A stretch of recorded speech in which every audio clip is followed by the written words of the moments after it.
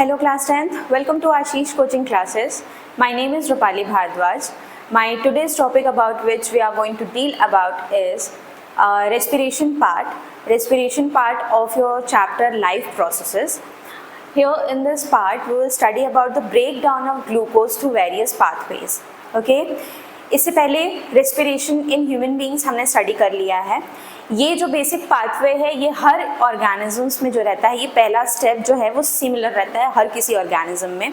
उसके बाद ये डिफर करेगा कि वो पर्टिकुलर जो ब्रेक डाउन है वो कहाँ पे हो रहा है, किस लोकेशन में हो रहा है. ठीक है, तो उसी पाथवे को, उसी ब्रेक डाउन को, ग्लूकोज की ब्रेक डाउन को हम स्टडी करेंगे इस पाथवे के थ्रू. तो लेट्स स्टार्ट. यहाँ देखिए, यहाँ पे बताया गया है, मैंने आपके लिए एक फ्लो चार्ट बना दिया है जो एज इट इज़ आपके बुक के जैसा सेम है. तो इस फ्लो चार्ट में क्या बताया गया है, इसमें ये बताया गया है कि जो ग्लूकोज होता है वो पायरुवेट में ब्रेक डाउन होता है.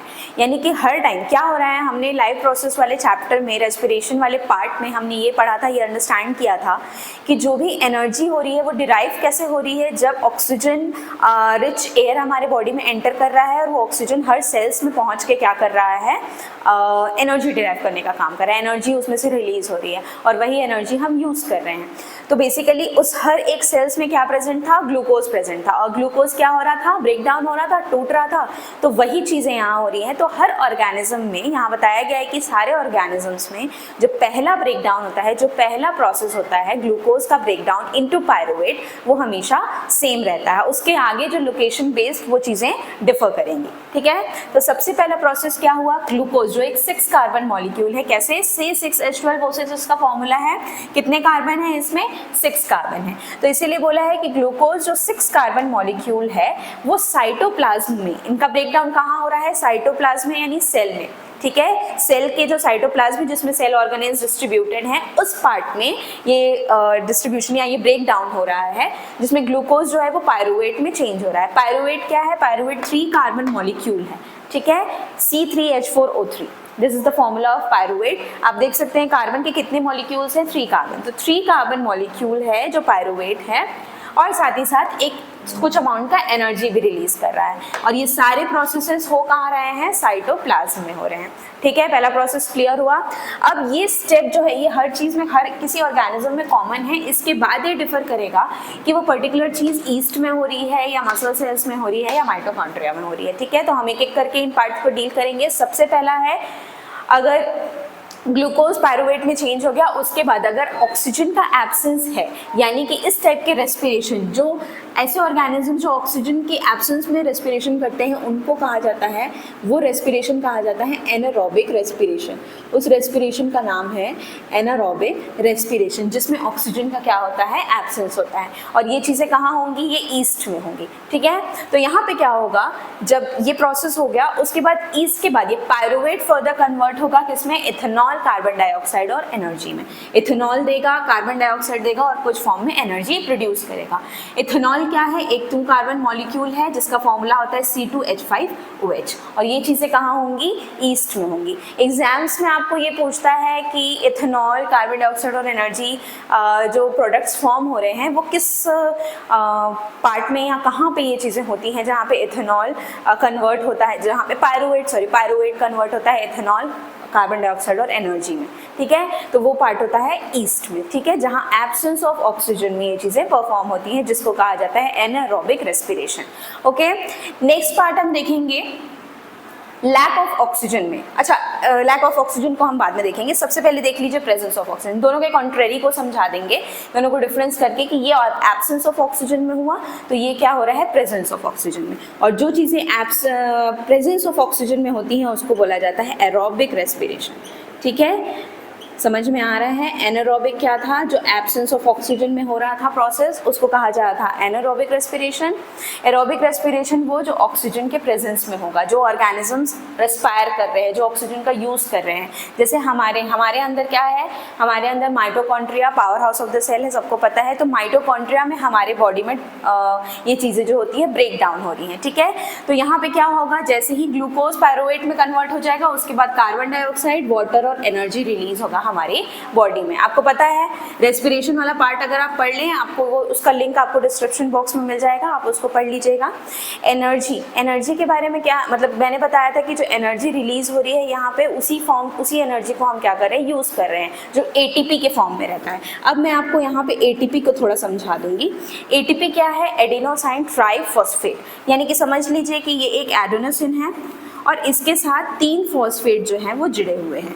सबसे पहले मैं बता दूं कि जो पहला एटीपी होता है वो एक्चुअल में हमारे बॉडी में एडीपी के फॉर्म में रहता है। ठीक है, किस फॉर्म में रहता है? एडीपी, यानी एडिनोसाइन डाइफॉस्फेट के फॉर्म में। ठीक है, 2 फॉस्फेट है, ये एडेनोसिन है और ये 2 फॉस्फेट है, इसलिए इसका नाम था डाइफॉस्फेट।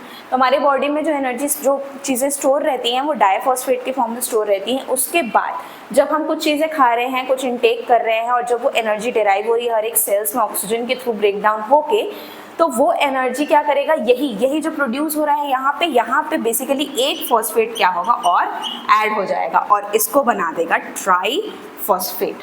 समझ में आ रहा है? पहले ये एडीपी था, एडीपी के बाद जब एनर्जी बन गया वहाँ पे हमारी बॉडी में, तो वो तीसरा फॉस्फेट इसमें आगे अटैच हो जाता है और उसको बोलते हैं ट्राइफॉस्फेट।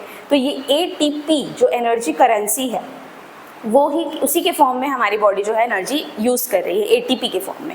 ठीक है, समझ में आ गया? यहाँ पे ये चीज़ें हुई। ये किस चीज़ में हो रहा है? ये प्रेजेंस ऑफ ऑक्सीजन में हो रहा है और ये जो ब्रेक डाउन हो रहा है ये माइटोकॉन्ड्रिया में हो रहा है। और इस टाइप के ब्रेक डाउन को कहा जाता है, इस टाइप के रेस्पिरेशन को कहा जाता है एरोबिक रेस्पिरेशन, जिसमें प्रेजेंस रहता है ऑक्सीजन का। समझ में आया? आपने दोनों को डिफरेंस कर लिया, एब्सेंस ऑफ ऑक्सीजन और presence of oxygen. Absence of oxygen east में होगा, जिसमें वो ब्रेक डाउन होगा इथेनॉल, कार्बन डाइऑक्साइड और एनर्जी में, और प्रेजेंस ऑफ ऑक्सीजन होगा माइटोकॉन्ड्रिया में, जो ब्रेक डाउन होगा कार्बन डाइऑक्साइड, वाटर और एनर्जी में, जिसमें से एनर्जी जो रहेगी वो एटीपी के फॉर्म में होगा और इसी को कहते हैं adenosine triphosphate, that is energy currency of the cell. Okay, now यहाँ पे क्या होगा? अब मैंने बीच वाला पार्ट नहीं बताया आपको, बीच वाले पार्ट में क्या होगा? ये वाला पार्ट तो सबके लिए सिमिलर था, क्लियर है आप सब? अब नेक्स्ट पार्ट होगा लैक ऑफ ऑक्सीजन में। अब ये लैक ऑफ ऑक्सीजन कब होगा? जब कोई भी ऑर्गेनिज्म, मान लो कि ह्यूमन बीइंग हैं, वो क्या कर रहे हैं, बहुत ज़्यादा हार्ड वर्कआउट कर रहे हैं, चल रहे हैं, वो सीढ़ी के ऊपर नीचे ही मान लो हो गए। ठीक है, एक बार सीढ़ी चढ़ा, एक बार उतरा, तो एक बार थोड़ी सी क्या बोलते हैं, सांस फूलने जैसी चीज़ें होती हैं। ठीक है, थोड़ी सी ऑक्सीजन की कमी महसूस होती है। हम बार बार लगातार कंटिन्यूसली ब्रीथ करेंगे ताकि हमको एयर मिले। ठीक है, हम ब्रीथ करेंगे जल्दी जल्दी। ठीक है, ऑक्सीजन का सप्लाई मतलब उस टाइम में हमारी बॉडी में कम हो जाएगा, लैक हो जाएगी ऑक्सीजन की। ठीक है, तो इस वजह से हमारी बॉडी क्या होगी, जल्दी जल्दी ऑक्सीजन को लेगी। तो उस टाइप के कंडीशन में ये चीज़ें कहाँ हो रही है? हमारे मसल सेल्स में हो रही हैं। आपने ये चीज़ें गौर की होंगी, अगर जिम वगैरह जाते हैं या वर्कआउट करते हैं, या सीधा सीधा बताऊँ मैं तो अगर सीढ़ी चढ़ रहे हैं, उतर रहे हैं, तो हमारी क्या बोलती, सांस फूलने लगती है। ठीक है, यानी ऑक्सीजन की कमी लगने लगी, हम बार बार जल्दी जल्दी रेगुलरली ब्रीथ करने लगेंगे जल्दी जल्दी। ठीक है, सांस बहुत ज़्यादा जल्दी लेने लगेंगे। तो ये चीज़ें कहाँ हो रही है? मसल सेल्स में हो रही है। हमारे मसल्स जो होती हैं उनमें ऑक्सीजन की कमी हो जाएगी, लैक हो जाएगा ऑक्सीजन का। और इस टाइप के कंडीशन में, ठीक है, इस टाइप की कंडीशन में हमारे बॉडी में प्रोड्यूस होने लगेगा लैक्टिक एसिड। क्या प्रोड्यूस होने लगा? Lactic acid.